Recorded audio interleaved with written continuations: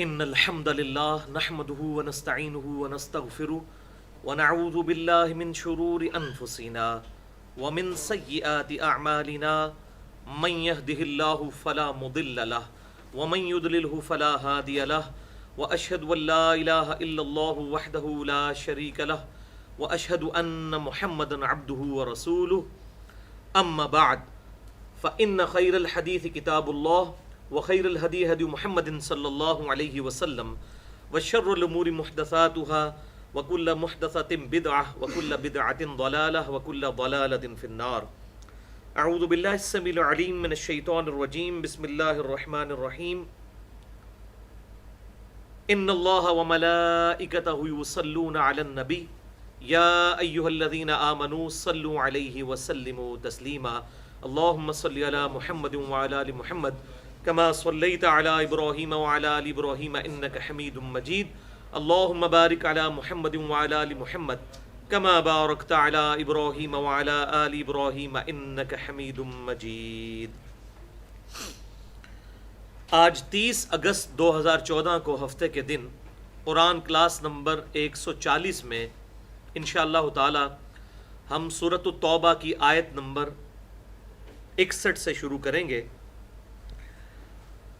سورۃ التوبہ کی آیت نمبر 38 سے لے کر آن ورڈ مسلسل 11 رکوع ٹل اس کے مکمل ہونے تک تقریباً 90 آیات غزوہ تبوک کی لائیو کمنٹری پر ہیں، جو امام کائنات سید الاولین والآخرین شفیع المذنبین رحمۃ للعالمین سیدنا و مولانا امام اعظم محمد رسول اللہ صلی اللہ علیہ وآلہ وسلم کی دنیا میں مبارک زندگی کا آخری غزوہ ہے، اور یہ بڑا اہم ترین غزوہ ہے.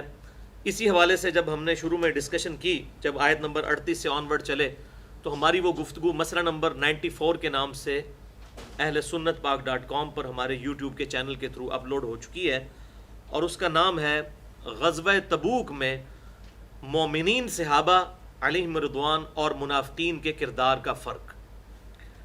تو اب یہی ٹاپک آگے چل رہا ہے، اور اس میں سورہ التوبہ کی آیت نمبر 58 اور 59 پہ بھی میں نے ڈسکشن کی تھی اسی لیکچر میں، ابن ذوالخویسرہ التمیمی کے بارے میں، جس نے آپ صلی اللہ علیہ وسلم کے ساتھ گستاخی کی تھی مال غنیمت کی تقسیم کے موقع پر.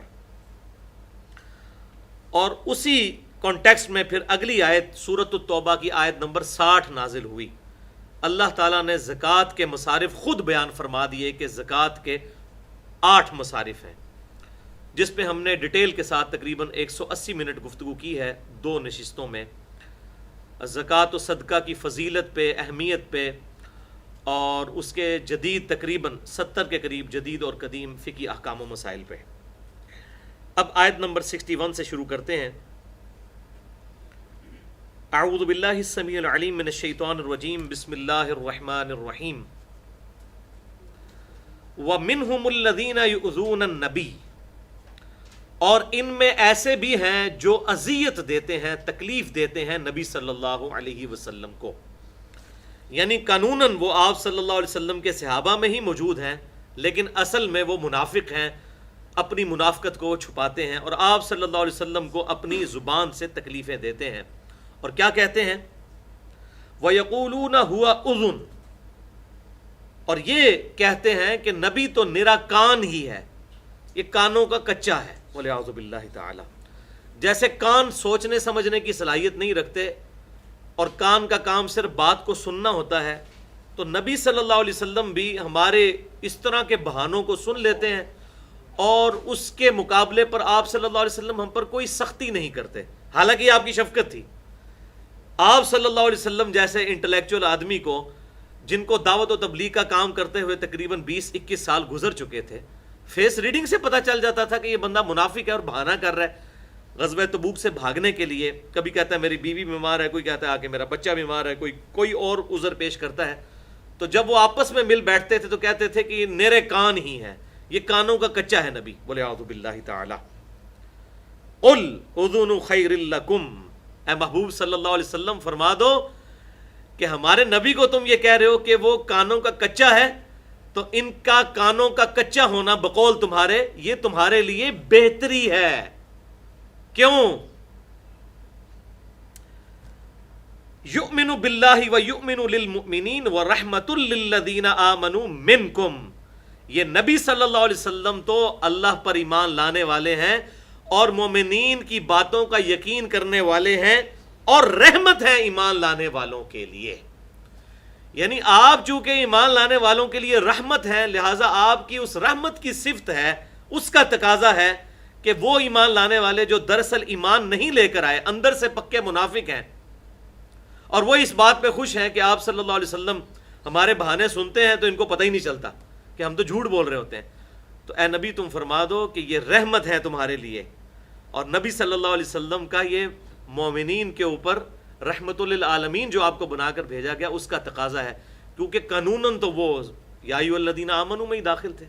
میں نے پہلے بھی کئی دفعہ یہ بات کی ہے اور یہ بڑی کلیئر کٹ کڑوی حقیقت ہے کہ پورے قرآن میں کہیں بھی یا ایھا الذین نافقوا نہیں آیا، اے وہ لوگ جو کہ نفاق کرتے ہو۔ یا ایھا الکافرون آیا ہے، یا ایھا الذین آمنوا آیا ہے، تو منافقین کو بھی پورے قرآن میں یا ایھا الذین آمنوا کہہ کر مخاطب کیا گیا ہے، کیونکہ قانوناً وہ مسلمان تھے،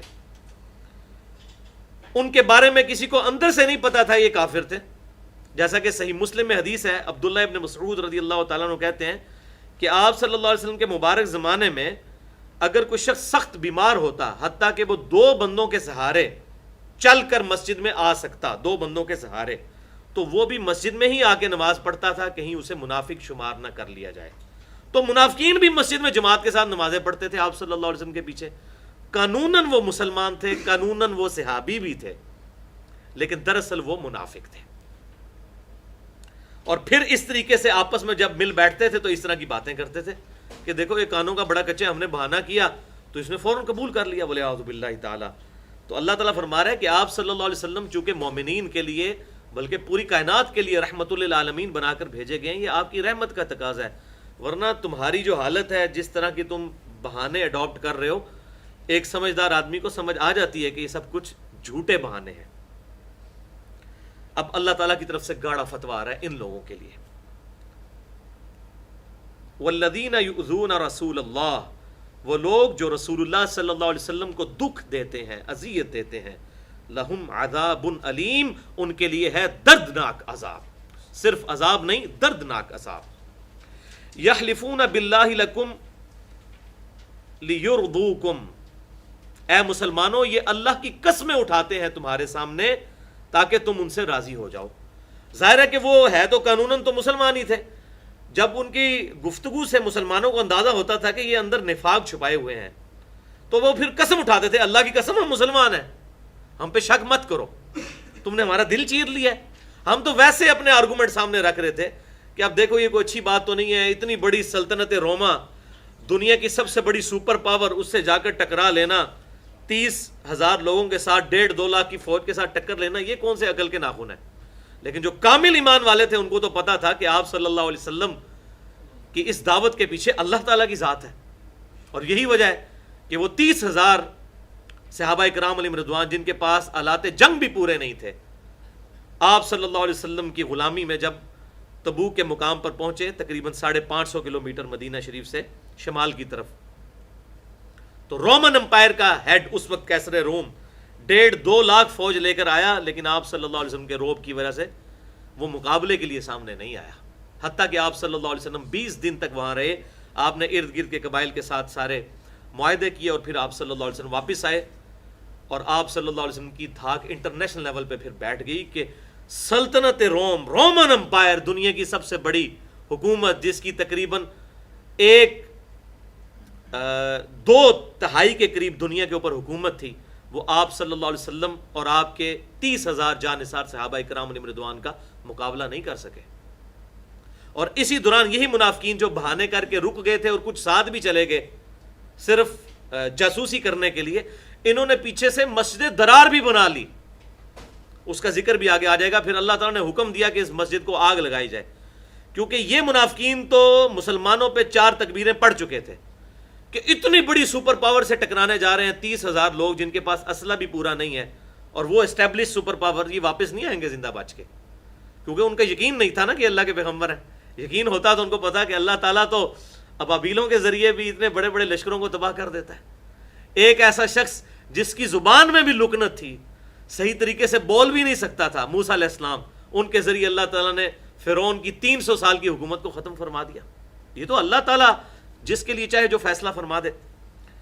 تو بہرحال یہ آپ کو ان ساری چیزوں سے اندازہ ہوگا کہ آپ صلی اللہ علیہ وسلم اور آپ کے جانثار صحابہ کرام علیہم رضوان کو کس قدر تکلیفوں سے گزرنا پڑا ہے منافقین کی طرف سے. لہٰذا آج بھی اگر دعوت و تبلیغ کے میدان میں اگر کسی کو تکلیفیں اٹھانی پڑیں اپنے سو کالڈ مسلمانوں کی طرف سے تو اس میں پریشانی نہیں ہونی چاہیے. آپ صلی اللہ علیہ وسلم کی دعوت کامل تھی، اس کے باوجود آپ کے صحابہ میں بھی ایسے لوگ شامل ہو گئے تھے قانوناً مسلمان ہو کر کہ جو آپ صلی اللہ علیہ وسلم اور کامل الایمان مؤمنین کو تکلیفیں دیا کرتے تھے. تو اللہ تعالیٰ فرماتا ہے یہ قسمیں اٹھاتے ہیں مسلمانوں تمہارے سامنے تاکہ تمہیں راضی کر لیں. واللہ ورسولہ احق ان یرضوہ، جبکہ اللہ اور اس کا رسول زیادہ حقدار ہیں عز وجل و صلی اللہ علیہ وسلم کہ انہیں راضی کیا جائے. یعنی مسلمانوں تم جب ان کے ساتھ مجلس میں بیٹھتے ہو تو تمہیں قسمیں اٹھا کر راضی کرتے ہیں کہ اللہ کی قسم ہم ایمان والے ہیں، ان کو تو چاہیے اللہ اور اس کے رسول کو راضی کریں، صحیح ایمان قبول کریں. ان کانوا مؤمنین، اگر واقعی یہ ایمان کے دعوے دار ہیں. الم یعلموا انہ من یحادد اللہ ورسولہ، کیا انہوں نے یہ نہیں جانا کہ جو کوئی مخالفت کرتا ہے اللہ اور اس کے رسول کی فَأَنَّ لَهُ نَارَ جَهَنَّمَ خَالِدًا فِيهَا، تو اس کے لیے ہے دوزخ کا عذاب، اس کی آگ کا عذاب جس میں رہیں گے وہ ہمیشہ ہمیش. ذَلِكَ الْخِزْيُ الْعَظِيمُ، اور یہ ہے سب سے بڑی رسوائی. اصل رسوائی ہے اپنی عزت بچانے کے لیے تمہارے سامنے قسمیں اٹھاتے ہیں کہ نہیں ہم مسلمان ہیں، ہم تو آپ صلی اللہ علیہ وسلم کے ساتھ ہیں، اپنی عزت بچانے کے لیے کر رہے ہیں نا. تو اصل رسوائی تو قیامت کی آنے والی ہے، اس رسوائی سے کیوں نہیں بچتے کہ صحیح طریقے سے ایمان ہی قبول کر لیں. یحذر المنافقون ان تنزل علیہم سورۃ تنبئہم بما فی قلوبہم، منافق ہر وقت اس بات سے ڈرتے رہتے ہیں کہ کہیں تم پر اہل ایمان کوئی ایسی صورت نہ نازل کر دی جائے تنبئہم بما فی قلوبہم، کہ جس میں اللہ تعالیٰ اہل ایمان کو خبر دے دے جو کچھ یہ دل میں چھپائے ہوئے ہیں. یعنی منافقین کا پردہ چاک نہ ہو جائے، اس چیز سے ہر وقت یہ ڈرتے رہتے ہیں کہ اللہ تعالیٰ کو ایسی صورت نہ نازل کر دے کہ جس میں منافقین کے نام آ جائے. ان اللہ مخرج ما تحذرون قل استہزئوا، اے نبی صلی اللہ علیہ وسلم آپ فرما دیجئے تم مذاق کر رہے ہو اہل ایمان کے ساتھ، کرتے رہو. ان اللہ مخرج ما تحذرون، بے شک اللہ تعالیٰ بھی ظاہر کر دے گا جس سے تم خوف زدہ ہو. اور ظاہر ہے کہ وہ ظاہر ہوگی چیز جب انہوں نے مسجد درار بنائی تو اس طریقے سے ان کی منافقت بھی ظاہر ہو گئی. اور پھر ان کا باقی جو منافقت والا کردار ہے وہ تو آپ صلی اللہ علیہ وسلم کی وفات کے بعد ظاہر ہوا. جو بخاری اور مسلم میں کتنی احادیث ہیں کہ آپ صلی اللہ علیہ وسلم فرماتے ہیں کہ میرے حوض کوثر پر میرے کچھ ساتھیوں کو لایا جائے گا، میں کہوں گا اصحابی اصحابی، یہ میرے صحابہ ہیں، یہ میرے صحابہ ہیں. دنیا میں صحابیت کا دعویٰ کرتے تھے. تو میرے ان کے درمیان ایک دیوار کھڑی کر دی جائے گی اور کہا جائے گا اے نبی صلی اللہ علیہ وسلم آپ کو نہیں پتا کہ آپ کی وفات کے بعد یہ لوگ دین سے الٹے قدم پھر گئے تھے اور انہوں نے دین میں بدعتیں جاری کر دی تھیں. تو آپ صلی اللہ علیہ وسلم فرماتے ہیں میں اس وقت وہی کہوں گا جو عبد صالح عیسیٰ ابن مریم کہیں گے، جو سورۃ المائدہ کا آخری رکوع ہے کہ عیسیٰ علیہ السلام اور اللہ تعالیٰ کی جب گفتگو ہوگی قیامت والے دن تو عیسیٰ علیہ السلام سے جب اللہ تعالیٰ پوچھے گا یہ تیرے فالورز نے کیا کیا تیرے بعد، تو وہ کہیں گے اے اللہ جب تک میں ان میں موجود تھا ان پر گواہ تھا، جب تو نے مجھے اٹھا لیا پھر تو ہی ان پر گواہ تھا، اب یہ تیرے بندے ہیں چاہے انہیں عذاب دے چاہے بخش دے. تو اللہ فرمائے گا آج وہ دن ہے کہ جس دن سچوں کو سچا عقیدہ ہی فائدہ دے گا. تو آپ صلی اللہ علیہ وسلم فرماتے ہیں میں بھی وہی کہوں گا جو عیسیٰ ابن مریم کہیں گے. اور پھر آپ صلی اللہ علیہ وسلم فرمائیں گے سحقن سحقن لمن غیر بعدی سحقن سحقن لمن بدل بعدی، ان پر پھٹکار ہو، ان کو مجھ سے دور کر دو جنہوں نے میرے بعد میرے دین کو بدل دیا. والعیاذ باللہ تعالی. اسی لیے آپ صلی اللہ علیہ وسلم نے اپنی وفات سے پہلے تقریباً 1.5-2 مہینے پہلے ایک بڑا ڈیٹیل خطبہ دیا اور صحابہ کرام کہتے ہیں کہ ہم سب لوگ اشک بار تھے جیسے آپ صلی اللہ علیہ وسلم اب ہم سے رخصت ہونے والے ہیں. سنن ابی داؤد، جامع ترمذی اور ابن ماجہ کے اندر یہ حدیث موجود ہے. تو اس کو کنکلوڈ کرتے ہوئے آپ صلی اللہ علیہ وسلم نے ارشاد فرمایا تم میرے بعد بہت اختلاف دیکھو گے تو دین میں نئی نئی بدعتوں سے بچنا. علیکم بسنتی و سنت الخلفاء الراشدین المہدیین، اس وقت میری سنت اور میرے خلفاء راشدین ہدایت یافتہ کی سنت کو لازم پکڑ لینا. اور وہ ہو سیدنا ابو بکر، سیدنا عمر، سیدنا عثمان اور سیدنا علی علیہم رضوان. یہ ہیں خلفائے راشدین. ان کی سنت کو لازم پکڑ لینا میری سنت کے ساتھ.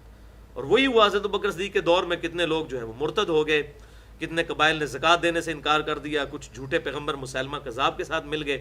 اور اس طریقے سے سیدنا ابو بکر صدیق رضی اللہ تعالیٰ عنہ کا تقریباً 2.25 سال کا دور بڑی تکلیفوں میں گزرا، اور انٹرنل عرب کے اندر جتنے فتنے کھڑے ہوئے ان کو انہوں نے دبایا.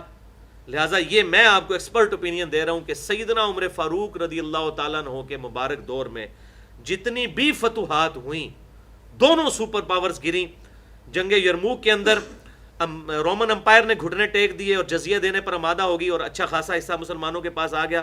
اس کے بعد جنگ قادسیہ کے اندر پرشین امپائر، ایران جو اس وقت دوسری سپر پاور تھی، وہ بھی گر گئی اور سب کا سب مسلمانوں کے پاس آ گیا. یہ جتنی فتوحات ہوئیں اس میں سب سے بڑی کریڈیبلٹی، سب سے زیادہ کریڈٹ جو ہے وہ سیدنا ابوبکر صدیق رضی اللہ تعالیٰ عنہ کو جاتا ہے، کیونکہ ان کے دور کے اندر جو انٹرنل عرب کے فتنے تھے وہ انہوں نے دبا دیے، اور انہوں نے اپنے دور کے اندر ہی ایران میں افواج بھجوا دی تھیں.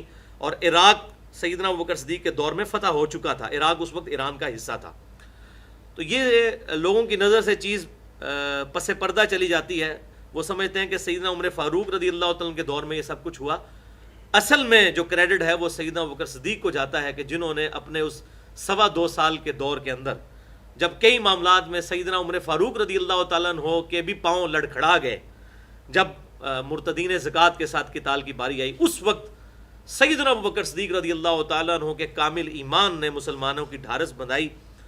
اور اس کے بعد مسلمانوں کی جتنی فتوحات ہوئیں، چاہے سیدنا عمر کے دور میں ہوں یا سیدنا عثمان غنی رضی اللہ تعالیٰ عنہ کے مبارک دور میں، یہ سب کا سب اس کے لیے بیسس جو فراہم کی وہ سیدنا ابوبکر صدیق رضی اللہ تعالیٰ عنہ کا وہ 2.25 سال کا مبارک دور ہے، جس میں عرب کے اندر مسلمانوں کی دھاک بیٹھی. اور پھر وہی عرب قبائل جو کہ ٹف سسٹم کے عادی تھے، وہ بڑی بڑی سپر پاورز کے ساتھ ٹکرا گئے، کیونکہ ان پاورز نے اتنا ٹف ماحول نہیں دیکھا ہوا تھا. عرب کے لوگ تو کتنے کتنے دن تک کھائے پیے بغیر اور اتنی گرمی کی شدت میں بھی گزارا کر لیتے تھے، جبکہ وہ رومن امپائر اور پرشین امپائر وہ پوری دنیا پہ قبضہ کر کے عیاشیوں میں پڑ چکے ہوئے تھے. انہوں نے اتنا ٹف ٹائم نہیں دیکھا تھا، بس فوجیں رکھ لی ہوئی تھیں. لیکن جب مسلمانوں کو اللہ تعالیٰ نے یہ غلبہ عطا فرمانا شروع کیا تو مسلمان پھر ان کے محلات تک پہنچ گئے الحمدللہ. تو بہرحال یہ سارا فتنہ پھر آپ صلی اللہ علیہ وسلم کی وفات کے بعد ظاہر ہوا. تو آپ نے پہلے ہی فرما دیا تھا تم پر میری اور میرے خلفائے راشدین کی سنت لازم ہے. وَلَئِن سَأَلْتَهُمْ لَيَقُولُنَّ إِنَّمَا كُنَّا نَخُوضُ. اور اگر اے محبوب صلی اللہ علیہ وسلم ان سے تم پوچھو، آپ صلی اللہ علیہ وسلم کو کامل الایمان صحابہ آ کے شکایت لگاتے تھے کہ یا رسول اللہ علیہ وسلم یہ آپ کی غیر موجودگی میں اس قسم کی باتیں کرتے ہیں، ہمیں شک پڑتا ہے کہ یہ جاسوس ہیں، یہ اندر سے مسلمان نہیں ہے. تو اللہ تعالیٰ فرماتا ہے محبوب صلی اللہ علیہ وسلم جب تم ان سے پوچھو گے نا کبھی، تو یہ کہیں گے ہم تو صرف دل لگی کر رہے تھے، یعنی ہم تو مذاق کے طور پہ ایسی باتیں کرتے ہیں، وَالْعِيَاذُ بِاللَّهِ وَنَلْعَبْ، اور ہم تو بس خوش طبعی کر رہے تھے، کھیل کود کے لیے ہم نے اس قسم کی باتیں کی ہیں کہ ہم کدھر جا کے ٹکرائیں گے، ہم مومن ہیں، ہم تیار ہیں جی جنگ کے لیے، کوئی مسئلہ ہی نہیں ہے. قُلْ أَبِاللَّهِ وَآيَاتِهِ وَرَسُولِهِ كُنْتُمْ تَسْتَهْزِئُونَ. اے محبوب صلی اللہ علیہ وسلم ارشاد فرماؤ اے گستاخو، کیا اللہ کے ساتھ، اس کی آیتوں کے ساتھ اور اس کے رسول کے ساتھ مذاق کرتے ہو؟ یعنی مذاق کے لیے اللہ اور اس کا رسول اور اللہ کی آیات رہ گئی ہیں. اب اس آیت سے یہ بھی بات پتہ چل گئی کہ گستاخی کی تعویل نہیں ہو سکتی. اگر کوئی کہے جی میری نیت نہیں تھی اس طرح کی گستاخی کرنے کی، یا تو پھر توبہ کرے اور دوبارہ اس طرح کی حرکت نہ کرے. لیکن الٹا ایسی گستاخیاں علماء کر کے گئے ہوں اور پچھلے ان کو ڈیفینڈ کر رہے ہوں. وہی کوئی کلمہ پڑھوا گیا لا الہ الا اللہ اشرف علی تھانوی رسول اللہ، تو اب پیچھے اس کے سارے چیلے چانٹے جو ہیں وہ اس کو کہ نہیں نہیں نہیں، ان کا کہنے کا مطلب یہ نہیں تھا، یہ نہیں تھا. اللہ اور اس کا رسول رہ گیا کہ اس کے ساتھ مذاق کیا جائے. یا کسی بزرگ نے کلمہ پڑھوایا لا الہ الا اللہ چشتی رسول اللہ، تو اب اس کے بزرگ، اب وہ پیچھے فالوور جو ہیں وہ اپنے بابے کو بچاتے پھر ہیں، نہیں وہ اتنے بڑے بزرگ این لاکھ نو کلمہ پڑھایا. بھائی جی کیڑا کلمہ پڑھایا؟ ایہی کلمہ پڑھوایا لا الہ الا اللہ چشتی رسول اللہ، وَلِعَوْذُ بِاللَّهِ تعالیٰ. تو میں نے اس پہ پورا ایک لیکچر دیا ہے، مسئلہ نمبر 71B کے نام سے، 2.25 گھنٹے کی گفتگو ہے. انڈیا اور پاکستان کے علماء اور بزرگوں کی 19 گستاخانہ عبارات کا تحقیقی جائزہ. اس میں میں نے ان سب کے پول کھولے ہیں کہ جو اپنے آپ کو بڑے بڑے بزرگ جن کو لوگوں نے ڈکلیئر کیا ہوا تھا کہ انہوں نے اللہ اور اس کے رسول کے ساتھ کیا مذاق کیا. تو اب مذاق میں بھی اگر اللہ اور اس کے رسول صلی اللہ علیہ وسلم کی مخالفت کی بات کی جائے تو اللہ تعالیٰ کہہ رہا ہے کہ اللہ اور اس کا رسول ہی رہ گیا مذاق کرنے کے لیے. اور ایک بندہ پورے ہوش و حواس میں ایسی بات کرتا ہے, پھر اس کے ماننے والے اس کو چھاپتے ہیں, الٹا ڈیفینڈ کرتے ہیں, پھر مناظرے ہوتے ہیں. آپ یوٹیوب پہ دیکھیں پورے مناظرے پڑے ہوئے ہیں دیوبندیوں اور بریلویوں کے. مطلب بریلویوں نے پیش کیا جی اشرف علی تھانوی رسول اللہ پڑھوایا, وہ کہتے ہیں جی تہاڈے بزرگ نے بھی تو چشتی رسول اللہ پڑھوایا, تو دوئے برابر ہو گئے. یہ جواب دے رہے ہیں. اب پتر تو کیوں فیل ہویا؟ ابا جی تہاڈے دوست دا منڈا بھی فیل ہو گیا نا, اس واسطے میں فیل ہویا. بھائی دوئے فیل ہو گئے. بولے اعوذ باللہ تعالیٰ, یہ اللہ تعالیٰ کو جواب دیں گے. تو یہ آیت بڑی سخت ہے. اگلے دن میں مجھ سے کسی نے سوال کیا جی نہیں ان کا کہنے کا مطلب یہ نہیں تھا, تو پھر میں نے اسے سورۃ التوبہ کی آیت نمبر یہ 65 پیش کی. یہ آیت یاد رکھیں ان کے لیے ریفرنس کے لیے کہ اللہ تعالیٰ فرما رہا ہے کہ اللہ اور اس کا رسول اور اس کی آیتیں ہی رہ گئی ہیں کہ اس کے لیے تم مذاق کرو گے. اب اللہ تعالیٰ کی طرف سے گاڑا فتویٰ آ رہا ہے کہ یہ پکے کافر ہیں جو اللہ اور اس کے رسول کے ساتھ کس قسم کا مذاق کرتے ہیں. بولے اعوذ باللہ تعالیٰ. لا تعتذروا, اے محبوب صلی اللہ علیہ وسلم ان سے فرماؤ مت بہانے بناؤ. قد کفرتم بعد ایمانکم, بے شک تم کفر کر چکے ہو ایمان لانے کے بعد. یہ کیا جی ہم تعویل کر رہے ہیں, ہمارا مقصد یہ نہیں تھا, کہنے کا مقصد یہ نہیں تھا. تم تو کافر ہو چکے ہو اللہ اور اس کے رسول کے ساتھ اس طریقے سے مذاق کر کے.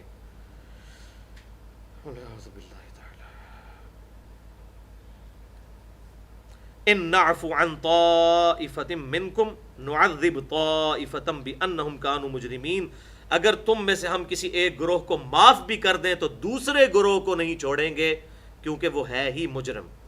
یعنی ایک ہو سکتے ہیں بیچارے سادہ لوگ مسلمان ہے ایمان والے تھے. آپ کو پتہ ہے سادہ لوگ ہمیشہ ہی ہر زمانے میں رہتے ہیں, جو لائی لگ ہو جاتے ہیں بیچارے, وہ کوئی پڑھے لکھے لوگوں کی بات سنتے ہیں کہتے ہیں ہاں یار گل تو ٹھیک ہے, حالانکہ وہ منافق نہیں ہوتے, اندر سے ہوتے مسلمان ہی ہیں, لیکن ان باتوں میں آ جاتے ہیں. تو آپ صلی اللہ علیہ وسلم کے صحابہ میں بھی ایسے لوگ تھے جو بیچارے ہے مومنین ہی تھے, لیکن باتیں سن سن کے بندے کو شک ہونے لگ پڑتا ہے. میرے بارے میں اتنی لوگ باتیں کرتے ہیں تو آپ بیچارے سادہ لوگ جو ہیں وہ آ بھی جاتے ہیں ہاں جی ایسی کوئی بات ہوگی. تو اس لیے ہم کہتے ہیں کہ بات کلیئر کریں آگے, اگر کسی کو اختلاف ہے تو علمی طریقے سے آگے اختلاف واضح کریں.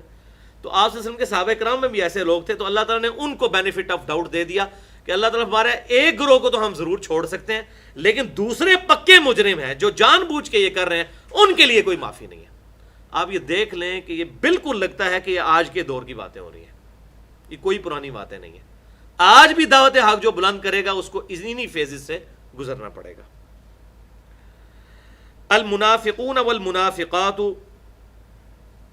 بے شک منافق مرد اور منافق عورتیں, بعضهم من بعض, وہ بعض میں سے ہیں, ایک دوسرے کے وہ دوست یار ہیں, اور ان کی نٹوریس کوالٹی کیا ہے, یأمرون بالمنکر, وہ برائی کا حکم دیتے ہیں, وینہون عن المعروف, اور اچھائی کے کاموں سے روکتے ہیں, وَيَقْبِضُونَ أَيْدِيهِمْ, اور اپنے ہاتھوں کو بھی بندھا رکھتے ہیں, یعنی کنجوس بھی بڑے ہیں. منافق کنجوس تو ہوتا ہے, ظاہر ہے کہ جی اللہ کی راہ میں تو وہی خرچ کرے گا جس کا اللہ پر یقین ہوگا کہ مجھے یہ اللہ تعالیٰ 700 گنا سے لے کر انفینٹ تک لوٹائے گا. اللہ کے ڈیوائن بینک میں میرا یہ سب کچھ جمع ہو رہا ہے, جو ہم زکوٰۃ کے حوالے سے پچھلے 2 لیکچر سن چکے ہیں, کہ جس کو یہ یقین ہے کہ اللہ تعالیٰ اس سے وہ مال واپس کرے گا لوٹا کر, تو یقیناً وہ اللہ تعالیٰ کی راہ میں خرچ کرے گا.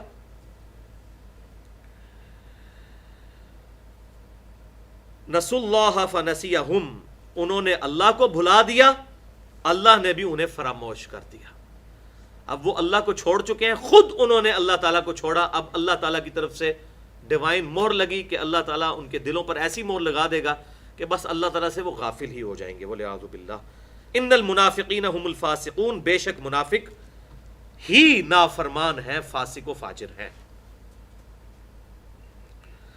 وعد اللہ المنافقین والمنافقات, اللہ تعالیٰ نے وعدہ کیا ہے منافق مردوں اور منافق عورتوں کے بارے میں, والکفار, اور کافروں کے بارے میں بھی. اب دیکھیں اللہ تعالیٰ نے جب عذاب کی وعید سنائی ہے تو پہلے منافقین کا ذکر کیا ہے. اصل میں یہ زیادہ نقصان دہ ہے. کافر تو کھلے سامنے موجود ہیں, پتہ چل گیا یہ دشمن ہے, اور ایک آستین کے سانپ ہیں جو نمازیں بھی صحابہ کے ساتھ پڑھتے ہیں اور اندر سے جڑیں کاٹ رہے ہیں. تو اللہ تعالیٰ نے پہلا ان کا نام لیا کہ منافق مرد اور منافق عورتیں. مطلب عورتوں میں بھی اس طرح موجود ہیں, یہ صرف نہیں مرد ہی اس طرح کی حرکتیں کرتے ہیں, عورتوں میں بھی ایسی عورتیں ہیں منافق. والکفار, اور جو کافر ہیں, نارا جہنم خالدین فیہا, ان کے لیے اللہ نے وعدہ کیا ہے دوزخ کی آگ کا، اس میں رہیں گے ہمیشہ ہمیش. ہی حسبہم، یہی ہے ان کے لیے کافی. اصل یہ اس چیز کے مستحق ہیں کہ دوزخ میں رہیں. وَلَعْنَهُمُ اللَّهُ، اور اللہ تعالیٰ کی لعنت ہے ان پر. وَلَهُمْ عَذَابٌ مُقِيمٌ، اور ان کے لیے ہے وہاں پر ہمیشہ کا عذاب، ہمیشہ کا رہنے والا عذاب.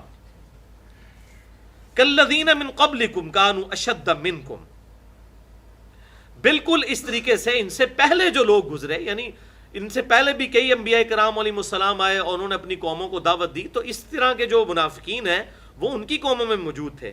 کانوا اشد منکم قوہ، وہ قوت میں ان سے بھی زیادہ تھے، ان کو اپنی طاقت کا گھمنڈ ہے، ان سے زیادہ طاقتور لوگ تھے جن کو اللہ تعالیٰ نے پچھاڑ دیا.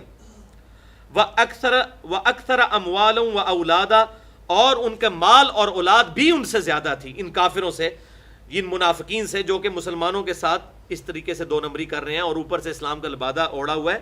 یہ نہ سمجھیں کہ یہ پہلا ایکسپیرینس کوئی اللہ تعالیٰ کو ہونے جا رہا ہے. اللہ تعالیٰ نے جب بھی انبیاء کرام علیہ السلام کو مبعوث کیا تو ہمیشہ تین طرح کے گروہ بنے، ایک ایمان والے، دوسرے وہ جو پکے کافر، اور تیسرے وہ کہ جو دونوں طرف جن کا منہ ہوتا تھا. نفق عربی میں کہتے ہیں سرنگ کو، سرنگ کے دو منہ ہوتے ہیں، اسی لیے منافق کے بھی دو منہ ہوتے ہیں. ایمان والوں کے پاس جاتا ہے تو ان کی باتیں کرتا ہے، جب کافروں کے پاس جاتا ہے تو ان کی باتیں کرتا ہے. تو منافقین کے حوالے سے میں نے سورۃ النساء کے کانٹیکسٹ میں بڑی اہم ترین گفتگو کی ہے، اور اہل تشیع کا جو مقدمہ ہے وہ پارشلی درست ہے کہ صحابہ کرام میں بھی منافقین موجود تھے، لیکن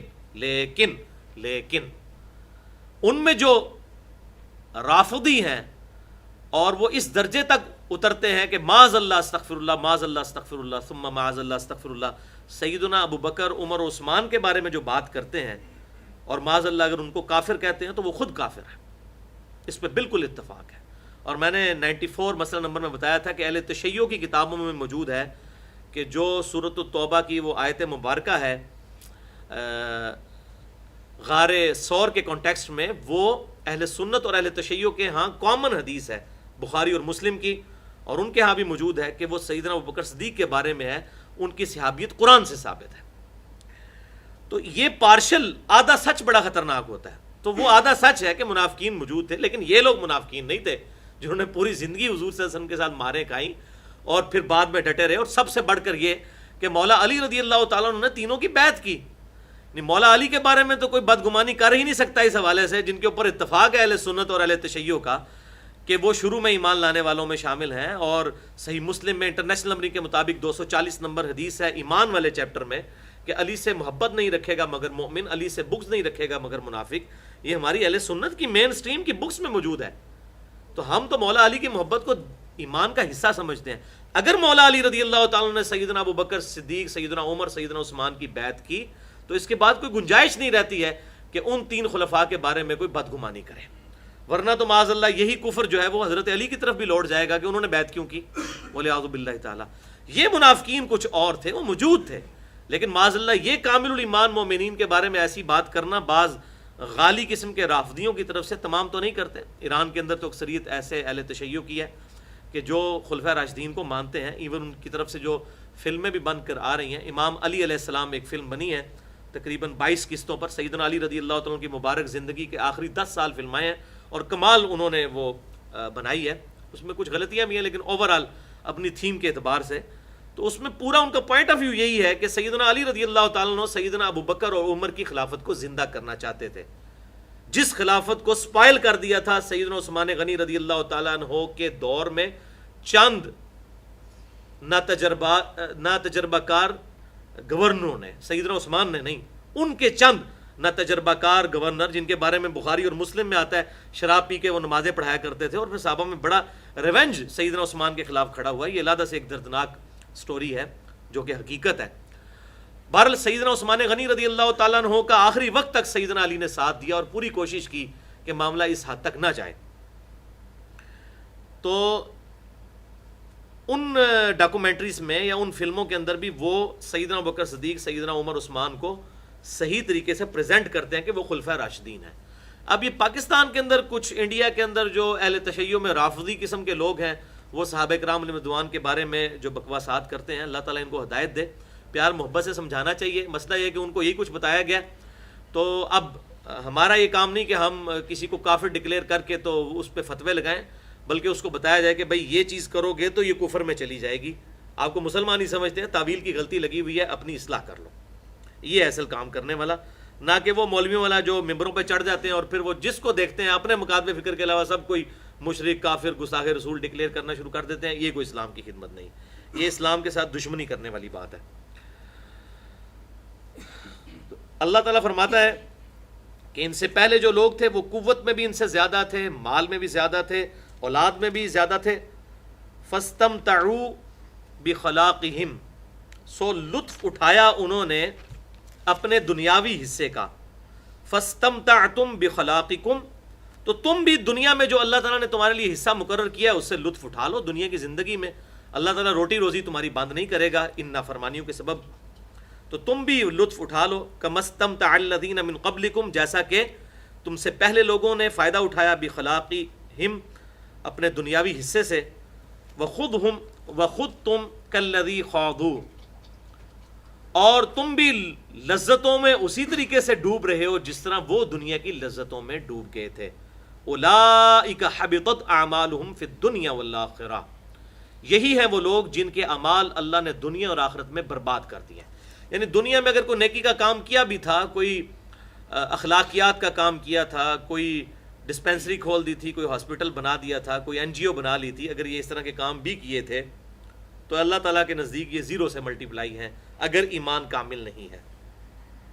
وَأُولَئِكَ هُمُ الْخَاسِرُونَ، اور یہی ہیں لوگ نقصان اٹھانے والے. أَلَمْ يَأْتِهِمْ نَبَأُ الَّذِينَ مِنْ قَبْلِهِمْ، کیا ان کے پاس اگلے لوگوں کی جو ان سے پہلے گزر چکے خبر نہیں آئی؟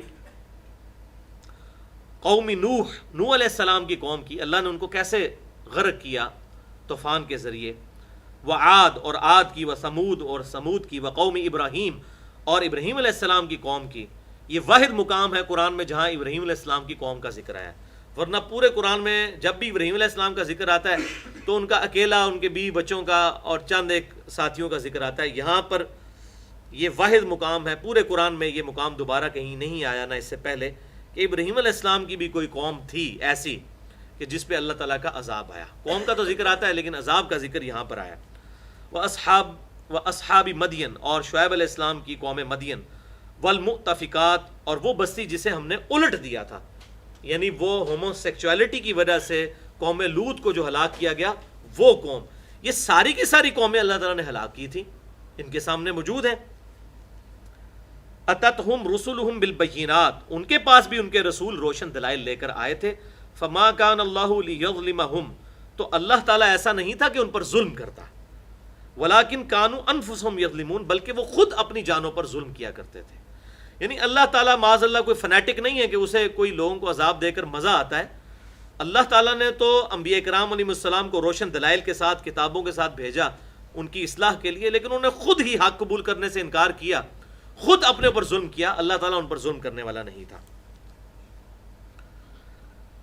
اب سائملٹینیس کنٹراسٹ آ رہا ہے، منافقین کا ذکر آیا، اور یہ منافقین اگر آپ صلی اللہ علیہ وسلم کے ساتھیوں میں موجود تھے تو اسی طریقے سے ہزاروں کی تعداد میں کامل الایمان مؤمنین بھی موجود تھے.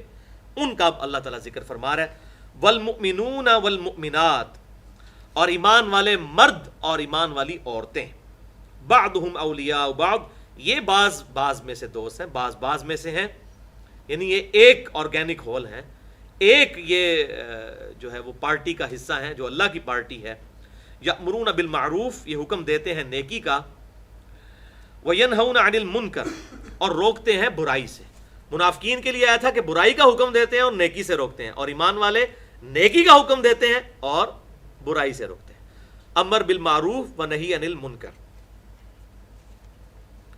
وَيُقِيمُونَ الصَّلَاةَ، اور قائم کرتے ہیں نماز کو. وَيُؤْتُونَ الزَّكَاةَ، اور دیتے ہیں زکوٰۃ، اللہ کی راہ میں صدقہ اور خیرات. وَيُطِيعُونَ اللَّهَ وَرَسُولَهُ، اور اطاعت کرتے ہیں اللہ اور اس کے رسول کی. اولئک سیرحمہم اللہ، یہی وہ لوگ ہیں کہ ان قریب اللہ تعالیٰ ان پر رحم فرمائے گا. یعنی موت کوئی دور نہیں. بخاری اور مسلم کی متفق علیہ حدیث کا مفہوم ہے کہ جو مر گیا اس کی قیامت قائم ہو گئی. ان قریب مرتے ہی جنت کے دروازے ان کے لیے کھل جائیں گے. ان اللہ عزیز حکیم، بے شک اللہ تعالیٰ غالب ہے، حکمت والا ہے. یعنی غالب ہے، چاہے تو 1 منٹ میں سارے منافقین کو ہلاک کر دے، اور چاہے تو زبردستی نے ایمان کی دولت دے دے، لیکن حکیم بھی ہے۔ اس کی حکمت کا تقاضا یہ ہے کہ دنیا اس نے بنائی آزمائش کے لیے، انسان نے اپنی چوائس سے اپنے رب کو خود چوز کرنا ہے۔ اگر زبردستی پری پلان قسم کی کسی کے وہ کو ہدایت دے دی جاتی تو وہ فرشتے آلریڈی موجود تھے۔ انسان اور جن ایسی مخلوقات ہیں جن کو اللہ تعالیٰ نے اختیار دیا، وما خلقت الجن والانس الا لیعبدون، ہم نے جنوں اور انسانوں کو نہیں پیدا کیا مگر اس لیے کہ ہماری عبادت کریں۔ عبادت کا اردو میں ترجمہ بڑا غلط ہوتا ہے کہ پوجا کریں، اس سے یہ ذہن میں آتا ہے شاید نماز پڑھنا عبادت ہے۔ عبادت اصل میں کہتے ہیں اپنے رب کے کنسپٹ کے ساتھ اس کی کلی اطاعت کرنا۔ عبادت یہ نہیں ہے کہ آپ نماز پڑھ رہے ہیں اور باہر نکل کے لوگوں کو دھوکہ دے رہے ہیں، یہ عبادت نہیں ہو رہی۔ عبادت کا ایک جز آپ نے پورا کیا اور ایک نہیں کیا۔ عبادت ہے کلی اطاعت اللہ اور اس کے رسول صلی اللہ علیہ وسلم کی، اور رسول کی اللہ تعالیٰ کے بہاف پہ۔ رسول کی اطاعت کرنا اللہ کی عبادت میں داخل ہے۔ من یطیع الرسول فقد اطاع اللہ، سورۃ النساء آیت نمبر 80۔ جس نے رسول اللہ صلی اللہ علیہ وسلم کی اطاعت کی اصل میں اس نے اللہ کا حکم مانا، کیونکہ رسول صلی اللہ علیہ وسلم نے کوئی اپنی معاذ اللہ استغفر اللہ کوئی فوڈ چین نہیں یہاں پہ چلائی، کوئی اپنی ذاتیات کی بات نہیں کی۔ آپ نے تو یہاں تک فرما دیا، آپ پچھلی دفعہ سن چکے، بخاری اور مسلم کی متفق علیہ حدیث ہے، سیدنا حسن ابن علی جو حضرت حسین کے بڑے بھائی تھے، انہوں نے صدقے کے گوشت، صدقے کے جو مال میں سے ایک کھجور اپنی زبان پہ رکھ لی، چھوٹے سے بچے تھے 4.5 سال کے، تو آپ نے وہ تھکوا دی، فرمایا کہ محمد اور آل محمد پہ صدقہ حرام ہے۔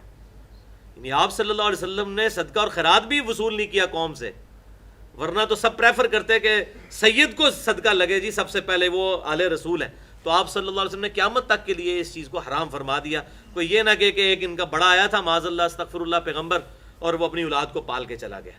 ایسی اس ایلیگیشن سے بچنے کے لیے اللہ تعالیٰ نے محمد اور آل محمد صلی اللہ علیہ وسلم پر قیامت تک کے لیے جو صدقہ اور زکوٰۃ ان ساری چیزوں کو حرام فرما دیا، الحمدللہ۔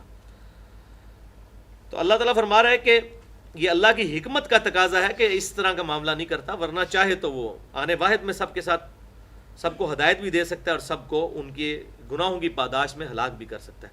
وعد اللہ المؤمنین والمؤمنات، اللہ نے وعدہ فرمایا ہے مومن مردوں سے بھی اور مومن عورتوں سے بھی، جنات تجری من تحتها الانہار، ان جنتوں کا، ان باغات کا کہ جن کے نیچے نہریں بہتی ہوں گی، خالدین فیہا، وہ رہیں گے اس میں ہمیشہ ہمیش، ومساکن طیبہ، اور وہاں پر ان کے لیے پاکیزہ مکان ہوں گے، فی جنات عدن، جنت عدن میں،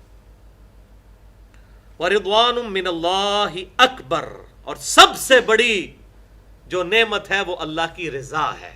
اللہ اکبر، ذالک هو الفوز العظیم، یہی ہے سب سے بڑی کامیابی، یعنی اللہ تعالیٰ کی رضا حاصل ہو جانا یہ سب سے بڑی کامیابی ہے۔ اور صحیح مسلم میں وہ حدیث موجود ہے، میں اکثر یہ کہتا ہوں کہ صحیح مسلم میں آپ جنت والا چیپٹر پڑھیں، یعنی باقی ساری کتابیں ایک طرف اور صحیح مسلم کی جنت کا چیپٹر ایک طرف، اور اس سے بھی اگر ایک سٹیپ آگے مشکات المصابیح میں 30 جلد میں پورا جنت کے اوپر چیپٹر ہے، 13 کتابوں سے جنت سے متعلق احادیث ہے، اور یقین کریں انسان پڑھ لے تو آج ہی دل کرتا ہے کہ جنت میں پہنچ جائے، لیکن وہ کام بھی کرنے پڑیں گے، دودھ پینے والے مجنوں نہیں، محنت کرنے والے مجنوں جائیں گے۔ تو جب جنتی جنت میں داخل ہوں گے، صحیح مسلم میں حدیث ہے، ایک حدیث بخاری اور مسلم دونوں میں موجود ہے کہ آپ صلی اللہ علیہ وسلم نے فرمایا کہ اللہ تعالیٰ فرماتا ہے کہ میں نے اپنے نیک بندوں کے لیے جنت میں ایسی ایسی نعمتیں تیار کر رکھی ہیں جو نہ کسی آنکھ نے دیکھی، نہ کسی کان نے سنی، نہ کسی کے دل پہ ان کا گمان بھی گزرا۔ اور پھر آپ صلی اللہ علیہ وسلم نے سورہ الف لام میم السجدہ کی آیت بھی تلاوت کی جو بالکل اسی کانٹیکسٹ میں ہے کہ اللہ نے اپنے نیک بندوں کے لیے ایسی آنکھوں کی ٹھنڈک چھپا رکھی ہے جو کسی کے علم میں نہیں ہے، جنت کی شکل میں۔ پھر صحیح مسلم میں حدیث ہے کہ جب جنتی جنت میں داخل ہوں گے تو ان کو کہا جائے گا جنتیوں، مبارکباد کے طور پر فرشتوں کی طرف سے ندا ہوگی کہ آج کے بعد تم کبھی بوڑھے نہیں ہوگے، ہمیشہ جوان رہو گے، آج کے بعد تم کبھی بیمار نہیں ہوگے، ہمیشہ تندرست رہو گے، آج کے بعد تم کبھی مرو گے نہیں، ہمیشہ زندہ رہو گے، اور آج کے بعد ہمیشہ تم اللہ کی رضا میں رہو گے، اللہ تعالیٰ کبھی تم سے ناراض نہیں ہوگا۔ میں کہتا ہوں اس سے بڑی کیا خوش نصیبی ہو سکتی ہے۔ اور یہاں بھی اللہ تعالیٰ کیا فرما رہا ہے کہ جنت ایسی ملے گی جس کے نیچے نہریں بہتی ہوں گی اور مکانات ہوں گے بہترین پاکیزہ، وَرِضْوَانٌ مِّنَ اللَّهِ اکبر، اور اللہ کی رضا کا حاصل ہو جانا یہ تو سب سے بڑی نعمت ہے، اور سب سے بڑی نعمت اس رضا کی وجہ سے اللہ کا دیدار ہے جنت کے اندر۔ ذالک هو الفوز العظیم، یہی ہے سب سے بڑی کامیابی۔ یا ایھا النبی جاہد الکفار، اے نبی صلی اللہ علیہ وسلم جہاد کیجئے کافروں کے ساتھ، والمنافقین اور منافقین کے ساتھ، واغلظ علیہم، اور وہ جہاد کی شکل میں کہ ان پر سختی کیجئے۔ اب یہ ایسا موقع ہے جہاں پر جہاد سے مراد قتال نہیں ہے، کیونکہ کسی ضعیف روایت سے بھی ثابت نہیں ہے کہ آپ صلی اللہ علیہ وسلم نے کبھی منافقین کے ساتھ قتال کیا ہو۔ تو قرآن میں تو یہ آیت 2 دفعہ آئی ہے، یہاں بھی آئی ہے، سورۃ التحریم میں بھی آئے گی کہ اے نبی آپ جہاد کریں کافروں کے ساتھ اور منافقین کے ساتھ۔ کسی ضعیف روایت میں بھی نہیں آیا کہ آپ صلی اللہ علیہ وسلم نے کبھی منافقین کے ساتھ قتال کیا ہو۔ لہٰذا اہل سنت کا یہ جو موقف ہے، اور اہل تشیع کا بھی، سوائے آج کل کے چندہ اکٹھے کرنے والی جو پارٹی ہیں وہ جان بوجھ کے اس آیت کو تحریف کرتے ہیں، ان کے علاوہ پوری امت کا اتفاق ہے کہ جہاد کا جو روٹ ورڈ ہے عربی میں وہ جہادہ ہے، اس نے کوشش کی۔ جہاد کہتے ہیں اللہ کی راہ میں کوشش کرنے کو، ہر وہ کوشش جو اللہ کے لیے کی جائے وہ جہاد ہے۔ صبح و فجر کے وقت نماز کے لیے اٹھنا جہاد، گرمیوں کے روزے رکھنا جہاد، حرام خوری سے بچنا جہاد، جھوٹ سے بچنا جہاد، چوری سے بچنا جہاد، گناہ کبیرہ سے بچنا جہاد، ہر گناہ کبیرہ سے بچنا جہاد، اور ہر مشکل فرض پہ عمل کرنا جہاد، اللہ کی راہ میں کوشش۔ ہم جد و جہد اردو میں بھی لفظ استعمال کرتے ہیں، کوشش کرنا، جہد، یہ وہی لفظ جہادہ سے اردو میں آ گیا، جہادہ اس نے کوشش کی، اسی سے جہاد۔ ہاں اسی جہاد کا اعلیٰ ترین درجہ ہے قتال، کہ کوئی شخص اتنی کنوکشن والا ایمان رکھے کہ وہ اپنی جان لے کر اللہ کے حضور میدان جنگ میں آ جائے کہ اے اللہ یہ تیری دی ہوئی جان تھی، میں پورے ایمان کے ساتھ اپنی جان تیرے سپرد کرنے کے لیے تیار ہوں۔ تو یہ جہاد کا اعلیٰ ترین درجہ ہے، اسے کہتے ہیں قتال، جو اسلام کا سمم بونم ہے۔ ایمینول کانٹ کی فلسفی میں ہائیسٹ گڈ آف ایوری فلسفی از نون ایز سمم بونم، کسی بھی فلسفے کا سب سے اونچی اچھائی جو ہے، ہائیسٹ گڈ، اسے کہتے ہیں سمم بونم۔ اسلام کا سمم بونم جہاد کا اعلیٰ ترین درجہ قتال ہے، اللہ کے لیے اپنی جان قربان کرنے کے لیے میدان جنگ میں اتر آنا۔ لیکن یہ یاد رکھیے گا یہ جہاد مسلمانوں کے خلاف نہ ہو رہا ہو، یہ جہاد جو ہے وہ دنیاوی غرض سے نہ ہو رہا ہو۔ اب یہ قرآن جس جہاد کی اور قتال کی بات کرتا ہے، یہ وہ قتال ہے جو آپ صلی اللہ علیہ وسلم کی مائیت میں ہوا، اس میں کوئی دو رائے نہیں تھی، سب کے سب متفق تھے کہ اللہ کی وحی کے ذریعے۔ آج کل جو دنیا کے اندر جہاد اور قتال مختلف پارٹیاں لے کے چل رہی ہیں اور مسلمانوں کو قتل کرنے کو جہاد اور قتال کا نام دے رہی ہیں، اور اسی طریقے سے چندے اکٹھے کرنے کو، تو اس قتال کا کوئی لینا دینا نہیں ہے اس قتال کے ساتھ جو قرآن کے اندر آیا۔ باقی یہ جو حدیث پیش کی جاتی ہے بخاری اور مسلم سے، جی قتال قیامت تک جاری رہے گا، تو بھائی اس سے کس کو انکار ہے؟ قتال قیامت تک جاری رہے گا۔ 1965 کے اندر جب انڈیا کی فوج نے مسلمانوں پہ حملہ کیا پاکستان کے اندر، اب یہ علیحدہ بات ہے کہ پہلا شرارت پاکستانیوں نے کی، اس کے بعد پھر پاکستان پورے کو وہ سزا بھگتنی پڑی، تو اس وقت مسلمانوں کو اس فتنے سے بچانے کے لیے پاکستانی فوج کو جہاد کرنا پڑا۔ تو جہاد تو قیامت تک جاری ہے۔ آج اگر کوئی ملک پاکستان پہ حملہ آور ہوتا ہے تو پاکستان کی فوج جا کے اس کا مقابلہ کرے گی، تو جہاد تو جاری ہے، یہ قیامت تک جاری رہے گا۔ باقی کمزوریاں جہاں تک ہیں جس کے اندر بھی، چاہے وہ فوج کے اندر ہوں، ایجنسیوں میں ہوں، سیاستدانوں میں ہوں، ہم اسے کنڈیم کرتے ہیں۔ لیکن یہ جو حدیث ہے کہ جہاد اور قتال قیامت تک جاری رہے گا، جہاد کی بھی اعلیٰ ترین شکل قتال، تو آپ مسلمانوں سے یہ کبھی ختم نہیں ہوگا۔ اور میں یہ سمجھتا ہوں اس وقت جو افغانستان میں طالبان جنگ لڑ رہے ہیں امریکہ کے خلاف، وہ اسی قتال کا حصہ ہے کہ کافر ان کے اوپر مسلط ہو چکے ہوئے ہیں۔ اب وہ بیچارے لڑیں نہ تو نہ کیا کریں۔ صحیح مسلم میں حدیث ہے اگر تیرے گھر میں چور گھس جائیں تو ان سے مقابلہ کر، اگر قتل ہو گیا تو شہید ہو جائے گا، اور اگر تو نے ان کو مار دیا تو تیرے پر کوئی تاوان نہیں ہے۔ تو یہ افغانستان میں تو امریکہ جو ہے وہ گھس گیا ہے مسلمانوں کے گھروں کے اندر، اگر وہ لڑائی نہ کریں، قتال نہ کریں تو اور کیا کریں۔ اس طریقے سے جہاں پر خالصتاً مسلمانوں پر جنگ تھوپی گئی اور انہیں غیر مسلموں کے خلاف لڑنا پڑ رہا ہے، تو وہ بالکل قتال حق ہے، اس میں کوئی شک نہیں ہے. لیکن یہاں پر یہ بات یاد رکھیں کہ جہاد کی ایک قسم ہے قتال، جہاد کی کئی اقسام ہے، اس میں سے ایک قتال ہے. البتہ اس حوالے سے ایک روایت پیش کی جاتی ہے کہ آپ صلی اللہ علیہ وسلم غزوہ تبوک سے جب واپس آ رہے تھے تو آپ نے فرمایا کہ ہم اب چھوٹے جہاد سے بڑے جہاد کی طرف جا رہے ہیں. تو بھائیو وہ اصول محدثین پہ مردود روایت ہے، ایسی کوئی صحیح حدیث ثابت نہیں ہے. البتہ قرآن پاک میں ایک آیت ہے جو اس کو سپورٹ کرتی ہے، سورۃ الفرقان کی آیت نمبر 52، فَلَا تُطِعِ الْكَافِرِينَ، اے محبوب صلی اللہ علیہ وسلم کافروں کی بات کا برا مت مانیے، ان سے درگزر کیجئے، ان کی پرواہ مت کیجئے. وَجَاهِدْهُمْ بِهِ جِهَادًا كَبِيرًا، اور اس کتاب کے ذریعے ان سے بڑا جہاد کیجئے. تو دعوت الی القرآن کو قرآن نے کہا ہے جہاد اکبر، سب سے بڑا جہاد ہے قرآن کی طرف دعوت دینا.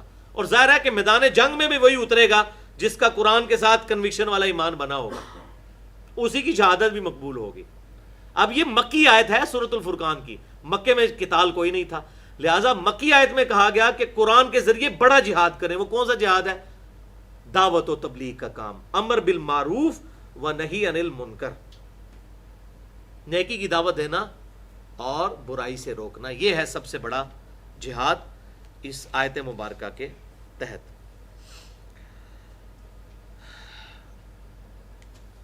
تو اے نبی صلی اللہ علیہ وسلم جہاد کیجئے کافروں کے ساتھ اور منافقین کے ساتھ، اور ان کے ساتھ سختی کیجئے. وَمَأْوَاهُمْ جہنم، ان کا ٹھکانہ ہے پھر دوزخ. وَبِئْسَ الْمَصِيرُ، اور کیا ہی برا ٹھکانہ ہے. يَحْلِفُونَ بِاللَّهِ مَا قَالُوا، وہ قسمیں کھاتے ہیں اللہ کی کہ انہوں نے یہ نہیں کیا. کیا نہیں کیا؟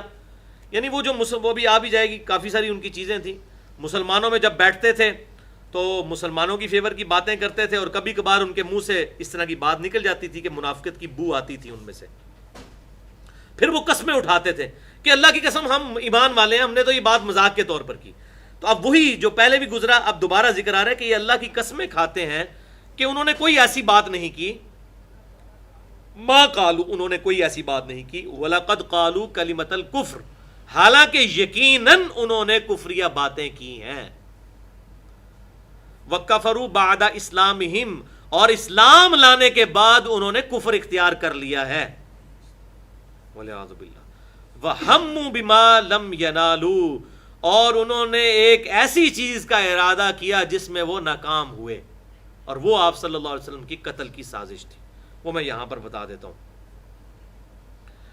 بیسیکلی ایک تو ان کی یہ والی سازشیں چل رہی تھیں کہ آپ صلی اللہ علیہ وسلم کی غیر موجودگی میں جو بیچارے بھولے بھالے مسلمان تھے ان سے اس طرح کی باتیں کرتے تھے کہ آپ صلی اللہ علیہ وسلم 30,000 کے لشکر کے ساتھ اتنی بڑی رومن امپائر سے ٹکرانے جا رہے ہیں، 1.5-2 لاکھ کی فوج، 2/3 دنیا پہ ان کی حکومت ہے، یہ کیسے کامیاب ہوں گے؟ مسلمانوں کو یہ ورغلاتے رہتے تھے. اور اگر کوئی بیچ میں کامل ایمان مومن بیٹھا ہوتا وہ کہتا ہے یار یہ تم کیا منافقوں والی باتیں کر رہے ہو؟ تو وہ کہتے ہیں اللہ کی قسم ہم تو ایمان والے ہیں. تو اللہ تعالیٰ فرماتا ہے حالانکہ یہ اندر سے پکے منافق ہیں، اسلام قبول کرنے کے بعد انہوں نے کفر اختیار کر لیا، اور انہوں نے ایک ایسی بات کا ارادہ کیا جس میں یہ ناکام ہوئے ایک سازش میں. اور وہ سازش تھی جو آپ صلی اللہ علیہ وسلم کو شہید کرنے کی سازش تھی غزوہ تبوک سے واپسی پر. اس کا ذکر صحیح مسلم میں بھی اشارتاً موجود ہے. صحیح مسلم میں ایک پورا چیپٹر ہے جس کا نام ہے صفات المنافقین. بالکل اینڈ پہ جا کے منافقین کی جو صفات ہیں ان کا چیپٹر، اس کے اندر کافی ساری احادیث موجود ہیں جس میں ان اصحاب العقبہ کا بھی ذکر موجود ہے. یہ عقبہ والے کون سے لوگ تھے؟ گھاٹی والے لوگ جنہوں نے آپ صلی اللہ علیہ وسلم پر قاتلانہ حملہ کیا. تو صحیح مسلم میں کتاب صفات المنافقین میں بھی موجود ہے.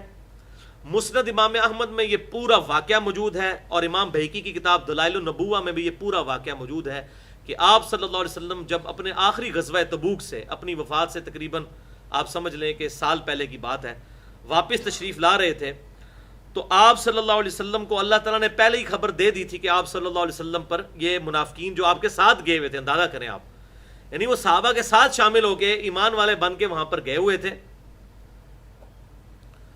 اور انہوں نے راستے میں یہ پلان کیا کہ واپسی پہ ایک ایسی جگہ آتی تھی، ایک ایسی گھاٹی تھی جو بڑی تنگ گھاٹی تھی، وہاں سے ایک وقت میں ایک سواری گزر سکتی تھی. تو ظاہر ہے کہ لائن بنا کے گزرنا تھا. تو اور وہ رات کا ٹائم تھا، آپ صلی اللہ علیہ وسلم اس گھاٹی سے سب سے پہلے خود گزرنے کے لیے آگے ہوئے۔ لیڈر کی یہی کوالٹی ہوتی ہے کہ خطرے والی جگہ پہ خود سب سے آگے۔ آپ صلی اللہ علیہ وسلم کو اللہ تعالیٰ نے یہ بات بتا دی تھی کہ آپ پر یہ قاتلانہ حملہ کریں گے۔ اس وقت 2 صحابی آپ صلی اللہ علیہ وسلم کے ساتھ تھے، آپ کے جاں نثار صحابی، سیدنا عمار ابن یاسر رضی اللہ تعالیٰ عنہ، جن کے بارے میں بخاری کی حدیث ہے کہ عمار کی زبان اللہ تعالیٰ نے شیطان سے محفوظ کر دی ہے، اس کی زبان پہ حق ہی جاری ہوتا ہے۔ مسند امام احمد میں آتا ہے کہ عمار سر کے بالوں سے لے کے پاؤں کے تلووں تک ایمان سے پر ہے۔ اور دوسرے صحابی تھے سیدنا حذیفہ ابن یمان، جن کا نام ہی صحیح بخاری میں موجود ہے رازدار رسول صلی اللہ علیہ وسلم، یعنی آپ صلی اللہ علیہ وسلم کے وہ رازدار تھے، آپ کا ایک راز تھا ان کے پاس، وہ اسی حدیث کے تحت ہے، لہٰذا یہ بخاری مسلم میں بھی موجود ہیں یہ چیزیں۔ یہ 2 جانثار صحابہ آپ کے ساتھ موجود تھے۔ ایک تیسرا بندہ بھی ضرور موجود ہوتا اگر آپ کے ساتھ ہوتا، جو ہمیشہ آپ صلی اللہ علیہ وسلم کے ساتھ ہوتے تھے، وہ سیدنا علی رضی اللہ تعالیٰ عنہ۔ غزوہ احد کے موقع پر تمام مومنین صحابہ صرف اس جنگ کی دہشت کی وجہ سے اللہ تعالیٰ کی طرف سے ایسا معاملہ ہوا، آپ صلی اللہ علیہ وسلم کو چھوڑ کر چلے گئے۔ چند صحابہ آپ کے ساتھ رہ گئے، 12 کے قریب، ان میں سے سیدنا علی بھی تھے۔ اور صحیح مسلم میں آپ غزوہ احد کا چیپٹر کھول کے دیکھیں، سہل ابن سعد السعدی رضی اللہ تعالیٰ عنہ کہتے ہیں کہ اللہ کی قسم غزوہ احد کے موقع پر سیدنا علی رضی اللہ تعالیٰ عنہ حضور کے زخم پر پانی ڈال رہے تھے، اور سیدہ فاطمہ رضی اللہ تعالیٰ عنہ حضور صلی اللہ علیہ وسلم کا زخم دھوتی تھیں، اور خون نہیں رکتا تھا، تو انہوں نے پھر ایک کاٹن کا کپڑا اس کو جلا کے اس کی راکھ آپ صلی اللہ علیہ وسلم کے مبارک زخم پہ رکھی، جو یہ آپ کے 4 دانت شہید ہو گئے تھے، پھر وہ خون رکا۔ یعنی سیدنا علی چونکہ آپ کے بیٹوں کی طرح تھے، اور وہ جو ان کا رشتہ تھا حضرت ختیجہ نے پالا ہوا تھا، آپ صلی اللہ علیہ وسلم کے ساتھ جو ان کی کلوزنس تھی وہ ہر جگہ دیکھنے میں آتی ہے۔ اور آپ دیکھ لیں کہ غزوہ خیبر کے موقع پر آپ صلی اللہ علیہ وسلم نے فرمایا کل اس شخص کے ہاتھ میں جھنڈا دوں گا جو اللہ اور اس کے رسول سے محبت کرتا ہے، اللہ اور اس کا رسول اس سے محبت کرتے ہیں۔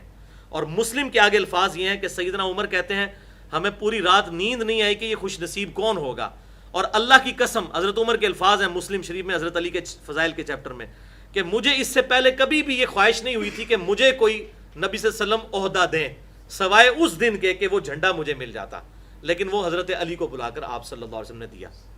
پھر صحیح بخاری کھول کر دیکھیں، صلح حدیبیہ کے موقع پر جب کافروں نے اعتراض کیا کہ آپ کا نام محمد رسول اللہ مٹا کر محمد بن عبداللہ لکھا جائے، تو آپ نے حضرت علی کو کہا یا رسول اللہ علیہ وسلم، کہا کہ علی سے مٹا دو، تو حضرت علی نے کہا یا رسول اللہ میں آپ کا نام نہیں مٹاؤں گا، آپ کی محبت میں کہا، صحیح بخاری میں موجود ہے۔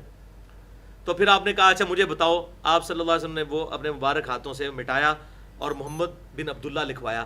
حضرت علی وہاں سے ناراض ہو کے خیمے سے چلے گئے، پھر حضور ان کو منانے کے لیے آئے، بخاری میں موجود ہے۔ اس موقع پہ آپ نے فرمایا صلح حدیبیہ کے موقع پر علی تم مجھ سے ہو اور میں تم سے ہوں، آپ کی دل جوئی کی، کیونکہ وہ ناراض ہوئے تھے۔ اور تیسرا موقع یہ آیا غزوہ تبوک کا، یہ پہلا موقع تھا کہ آپ صلی اللہ علیہ وسلم حضرت علی کو اپنے ساتھ نہیں لے کر گئے، ورنہ یہ عمار ابن یاسر کے ساتھ حضرت علی بھی موجود ہوتے، حضور کے ساتھ ساتھ رہتے تھے ہمیشہ۔ اور بخاری اور مسلم کے الفاظ ہیں، حضرت علی کے فضائل کے چیپٹر میں امام بخاری پہلی حدیث ہی یہی لے کر آئے کہ غزوہ تبوک کے موقع پر عورتوں اور بچوں پر آپ صلی اللہ علیہ وسلم نے حضرت علی کو خلیفہ بنایا اپنا، تو حضرت علی زار و قطار روتے ہوئے حضور کی بارگاہ میں حاضر ہوئے، یا رسول اللہ صلی اللہ علیہ وسلم مجھے آپ چھوڑ کے جا رہے ہیں اور آپ اتنی اہم جنگ پہ جا رہے ہیں، مجھے پیچھے چھوڑ کے جا رہے ہیں، میں تو آپ کے بغیر نہیں رہ سکتا۔ تو آپ نے فرمایا علی کیا تم اس بات پر راضی نہیں ہو کہ تمہاری میرے ساتھ وہی نسبت ہے جو ہارون کی موسیٰ کے ساتھ، مگر یہ کہ میرے بعد کوئی نبی نہیں۔ یعنی جب ہارون علیہ السلام، موسیٰ علیہ السلام جب کوہ طور پر گئے تھے تو حضرت ہارون کو چھوڑ کے گئے تھے، تو میں اگر غزوہ تبوک پہ جا رہا ہوں تو تم میرے بہاف پہ ان عورتوں اور بچوں کا خیال رکھو گے۔ پھر سیدنا علی کی اس حوالے سے تسلی ہوئی۔ بہرحال یہی وجہ تھی کہ سیدنا عمر فاروق رضی اللہ تعالیٰ عنہ اپنے مبارک دور میں جب کبھی بھی فارن ٹورز پہ جایا کرتے تھے، خواہ وہ سلطنت روما فتح ہوئی تو آپ فلسطین میں گئے، یا جب ایران فتح ہوا تو آپ ایران گئے، تو سیدنا علی کو مدینہ شریف میں اپنی جگہ خلیفہ بنا کر گئے، اسی وجہ سے کہ نبی صلی اللہ علیہ وسلم بھی تبوک پہ جاتے وقت حضرت علی کو چھوڑ کر گئے تھے۔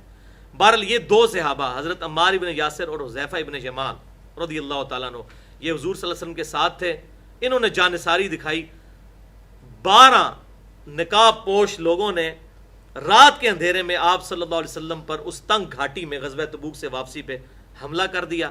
حضرت حذیفہ ابن یمان اور سیدنا عمار ابن یاسر رضی اللہ تعالیٰ عنہ نے جانثاری پیش کی اور آپ صلی اللہ علیہ وسلم کو ان کے شر سے محفوظ کیا. محفوظ کرنے والا تو اللہ تعالیٰ ہے، لیکن ظاہری سبب یہ بنے. اس وقت آپ صلی اللہ علیہ وسلم نے حضرت حذیفہ سے فرمایا کہ میں تجھے بتا نہ دوں کہ یہ منافقین کون کون تھے. ان کا یا رسول اللہ علیہ وسلم مجھے اجازت دیں، میں ان کے پیچھے جاؤں گا، میں ان کو سواریوں سے پہچانتا ہوں یہ کون ہے. تو آپ نے ان کو روک لیا. آپ نے فرمایا کہ میں تمہیں بتا دیتا ہوں کہ یہ کون ہے. تو آپ نے پھر 12 منافقوں کے نام سیدنا حذیفہ ابن یمان کو بتایا، لیکن ساتھ فرمایا کہ یہ میرا راز ہے جو تمہارے پاس رہے گا، پوری زندگی کسی سے اس کو ڈسکس نہیں کرنا، کیونکہ اللہ نے وہ فتنہ ٹال دیا تھا. اب وہ لوگ صحابہ میں موجود تھے، اور یہی وجہ ہے کہ جلیل القدر صحابہ کرام اگر کسی صحابی کے جنازے میں حضرت حذیفہ شریک نہ ہو، خصوصاً حضرت عمر کے بارے میں آتے ہیں، وہ تو اس صحابی کا جنازہ بھی نہیں پڑھتے تھے کہ یہ کہیں منافق ہی نہ ہو. حضرت حذیفہ کا اتنا ریگارڈ کیا کرتے تھے. حضرت حذیفہ بن یمان رضی اللہ تعالیٰ عنہ کی وفات جو ہے وہ حضرت عثمان غنی رضی اللہ تعالیٰ عنہ کے بالکل دور خلافت کے اینڈ پہ ہوئی. مرنے سے پہلے انہوں نے اپنے بیٹوں کو بلا کے نصیحت کی کہ میرے بعد تم نے حضرت علی رضی اللہ تعالیٰ عنہ کا ساتھ کبھی نہیں چھوڑنا، کیونکہ نبی صلی اللہ علیہ وسلم نے مجھ سے اس معاملے میں عہد لیا تھا میں پوری زندگی حضرت علی کے ساتھ رہوں. اور ظاہر ہے کہ وہ معاملات پھر حضرت عثمان کی شہادت کے بعد شروع ہونے تھے، تو انہوں نے اپنے بچوں کو نصیحت کی کہ حضرت علی کا ساتھ نہیں، جب کبھی امت میں اختلاف آئے تو حضرت علی کے ساتھ رہنا. لہٰذا ان کے بچے پھر چاہے جنگ صفین ہو، نہروان ہو یا جنگ جمل ہو، وہ حضرت علی رضی اللہ تعالیٰ عنہ کے ساتھ رہے. یہ حضرت حذیفہ ابن یمان رضی اللہ تعالیٰ عنہ کو اللہ تعالیٰ نے بڑی خصوصیت اس حوالے سے دی تھی. یہاں پر میں ایک حدیث بھی ذکر کر دوں جو اسی صفات المنافقین چیپٹر میں انٹرنیشنل نمبرنگ کے مطابق صحیح مسلم میں 735 نمبر حدیث ہے، 7035، کہ جب جنگ صفین میں سیدنا عمار ابن یاسر رضی اللہ تعالیٰ عنہ نے حضرت علی کے ساتھ دینے کا فیصلہ کیا، اور ظاہر چیف آف آرمی سٹاف تھے ان کی طرف سے، تو لوگوں نے آ کے حضرت عمار سے پوچھا. حضرت عمار کا ظاہر بڑا رتبہ تھا، بخاری اور مسلم کی متفق علیہ حدیث ہے کہ عمار کو ایک باغی جماعت قتل کرے گی، عمار ان کو جنت کی طرف بلائے گا اور وہ باغی جماعت دوزخ کی طرف بلانے والی جماعت ہوگی. تو جتنے بھی جلیل قدر صحابہ تھے، یہ حدیث متواتر ہے، 22-25 صحابہ سے روایت ہے، وہ ہمیشہ اس طرف ہوتے تھے جس طرف حضرت عمار ہوں. یہی وجہ ہے کہ جنگ جمل میں حضرت علی کو کامیابی ہوئی. مخالفین جب حضرت عمار کو حضرت علی کی فوج میں دیکھتے تھے تو وہ جنگ چھوڑ کے بھاگ جاتے تھے، کہیں ہم بغاوت پر مبنی نہ ہوں. اور یقیناً تھے، اس میں میرا پورا ریسرچ پیپر ہے. واقعہ کربلا کا حقیقی پس منظر 50 صحیح الاسناد احادیث کی روشنی میں اہل سنت پاک.com پہ عربی میں رکھی ہوئی ہے، فائل اردو میں بھی ہے، اور الحمدللہ ہمارے ایک اسلام آباد میں بھائی ہیں، انہوں نے اس کی انگلش ٹرانسلیشن بھی کر دی ہے 50 احادیث کی. وہ انشاءاللہ کچھ دنوں تک وہ بھی اہل سنت پاک.com پہ اپلوڈ ہو جائے گی. اردو اور عربی میں پہلے ہی تھی، انگلش میں بھی ٹرانسلیشن اس کی آ گئی ہے، اس میں یہ ساری ڈیٹیل موجود ہے اس طرح کی. تو بہرحال اس حدیث میں عمار ابن یاسر سے لوگ آ کر پوچھتے ہیں کہ آپ جنگ جمل میں بھی حضرت علی کے ساتھ تھے، اب جنگ صفین نے آپ نے معاویہ بن ابی سفیان رضی اللہ تعالیٰ عنہما کے خلاف حضرت علی کا ساتھ دینے کا ارادہ کیا ہے، تو یہ آپ نے ارادہ کیوں کیا ہے؟ تو انہوں نے اس جواب میں پھر اس وقت کہا تھا کہ کیا، ہاں، پھر انہوں نے صحابہ نے پوچھا کیا آپ صلی اللہ علیہ وسلم نے کوئی خاص بات ایسی آپ کو بتائی تھی کہ آپ نے حضرت علی کا ساتھ دینا ہے؟ تو انہوں نے کہا مجھے نبی صلی اللہ علیہ وسلم نے اس طرح کی کوئی بات نہیں ارشاد فرمائی تھی، البتہ آپ صلی اللہ علیہ وسلم نے ایک ہی خاص بات ہے جو حضرت حذیفہ ابن یمان کو ارشاد فرمائی تھی، اور وہ ان کو منافقین کے نام بتائے تھے. اور اس حدیث کے الفاظ ہیں صحیح مسلم 7035 کہ آپ صلی اللہ علیہ وسلم نے فرمایا کہ میرے صحابہ میں 12 منافق ہیں. یہ صحابہ کے الفاظ ہیں، میرے صحابہ میں 12 منافق ہیں اور وہ کبھی جنت میں داخل نہیں ہوں گے یہاں تک کہ اونٹ جو ہے وہ سوئی کے ناکے سے نہ گزر جائے. جیسے یہ محال ہے، یہ عربی کا محاورہ تھا، وہ کبھی جنت میں داخل نہیں ہوں گے. تو عمار ابن یاسر نے کہا کہ 12 منافقین کے نام حذیفہ ابن یمان کو آپ صلی اللہ علیہ وسلم نے بتائے ہیں، اس کے علاوہ آپ صلی اللہ علیہ وسلم نے کوئی ایسی خاص بات نہیں جو پوری امت کو نہ بتائی ہو. تو یہ میں نے حدیث پک کی تھی مسئلہ نمبر 55A کے لیے، علم لدنی سے متعلق فرقہ وارانہ نظریات کا تحقیقی جائزہ. کیونکہ بعض لوگ کہتے ہیں کچھ خاص باتیں تھیں جو حضور نے خاص لوگوں کو بتائیں، وہ کتاب اللہ اور سنت میں کوئی نہیں موجود ہیں، تو وہ اصل میں دین ہے.